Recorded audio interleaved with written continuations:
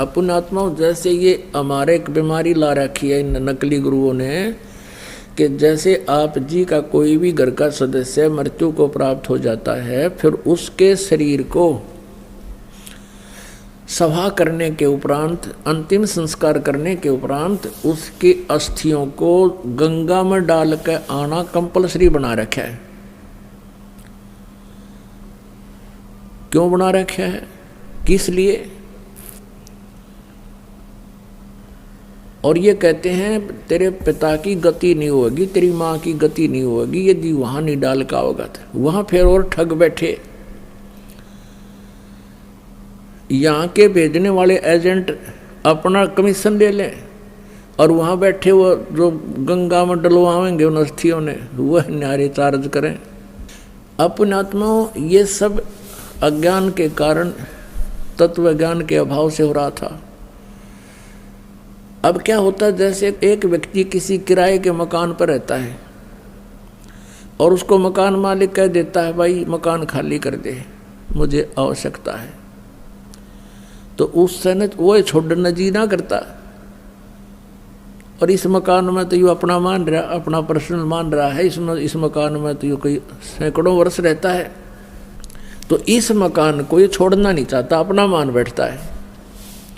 उधर से भक्ति ना करने से ये प्रेत बन जाता है।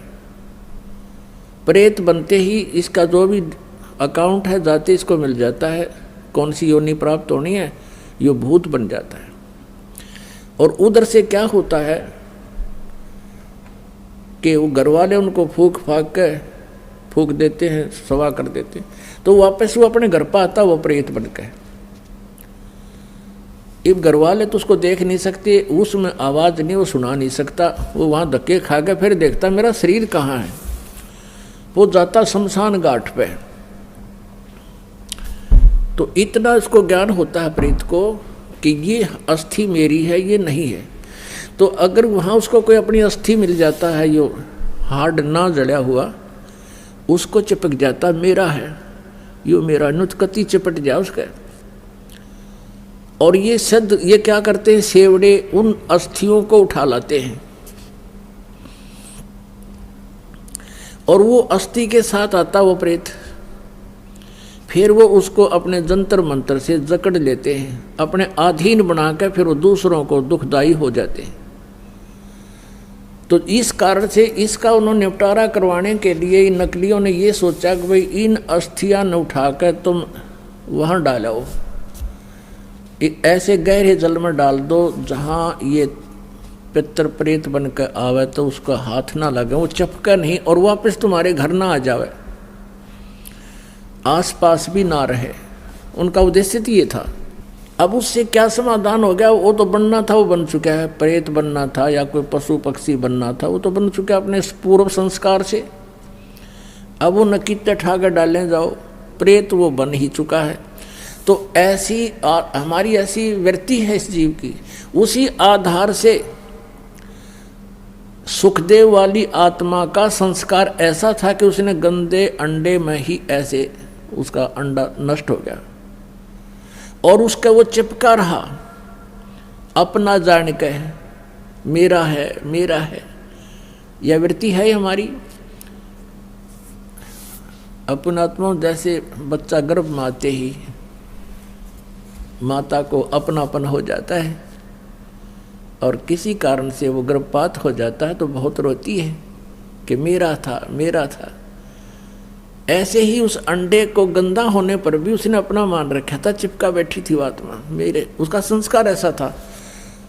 और ये सारा कुछ जो होता है पूर्व निर्धारित संस्कारों से ही होता है। जो पार्वती जी को मंत्र मिला ये भी पूर्व संस्कार थे इसके और पूर्व निर्धारित था। अब केवल कबीर परमेश्वर ही उसको परिवर्तन कर सकता है और किसी पर परिवर्तन नहीं होना। तो ये सारा कुछ हुआ तो पूर्व संस्कार से, लेकिन घटना ऐसे घटी वो,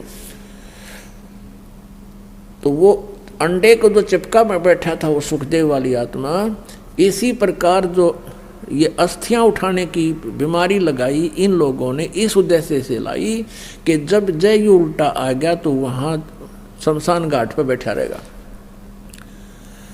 और आपने देखा होगा कि भाई कई क्या कहा करते थे कि भाई ये लड़का वहाँ जा रहा था और इसकी ठोकर लगी किसी वस्तु का, उस दिन से बीमार है, तो यो भूत चिपटा रहा है उसके अपने अस्थि के, और उसका ठोकर लगी, फिर ये चौधरी था, फिर अब कैसे मेरा ठोकर मार दी, इसका अंडी बनाते लकड़ता ही नहीं, फिर गधा बन जा है।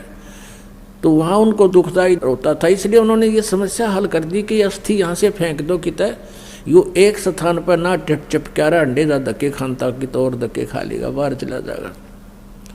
ये उद्देश्य था। और पुण्यात्माओं कहते हैं यदि आप पूर्ण परमात्मा की भक्ति करते, सतगुरु की संगत करते, ना तो आपने भूत बनना, ना अस्थियां उठाने की आवश्यकता। और आपने यो नाम ले रखा तो कितनी ठोकर लागो, कितने कुछ जाओ चौराहे पर गांडो तुम, और बर्फी खाते हुए आपके निकट कोई भी नहीं आ सकता, क्योंकि ये समर्थ की शक्ति है। एक भक्त बता रहा था कि मैं अपनी किसान था वो, कि अपनी बहन के गांव में ससुराल में गया हुआ था, उनका ज़मीन ज़्यादा थी, मैं अपने बैल ले गया था उनकी खेत की जुताई करवाने के लिए, हेल्प करने के लिए। तो मेरी ड्यूटी उन्होंने दूसरे खेत में लगा दी, और बहन का बटेऊ जो बहनोई था वो दूसरे खेत में अपना काम कर रहा था।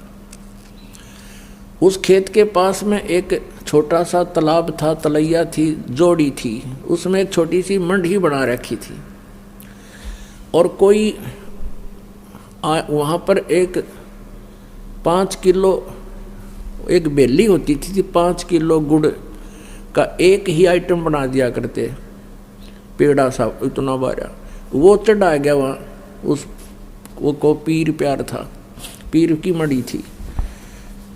वो कहने लगा मैं बैलों को पानी पिलाने के लिए जब उस गया वहाँ तालाब में, तो मैंने देखा इतना गुड़ दरा बहुत सुंदर, मैंने वो उठा लिया, कुछ तो आप खाया, कुछ कूट छेद के बैलों को खिला दिया, चारे में डाल दिया।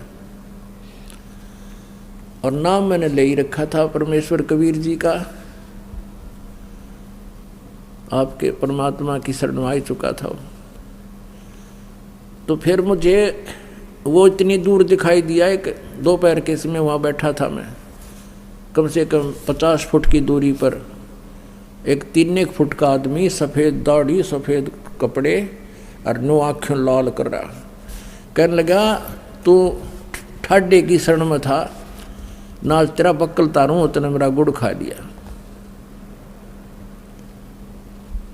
तो तगड़े की शरण में था इसलिए बच गया, ना तेरा बक्कल तारूं, तने मेरा गुड़ खा लिया। ये भूत बेटी के बाप खावे कुत्ते, उनको भी यही आभास है कि मेरा है, बस धर दियाड़े मेरा हो गया भी हो।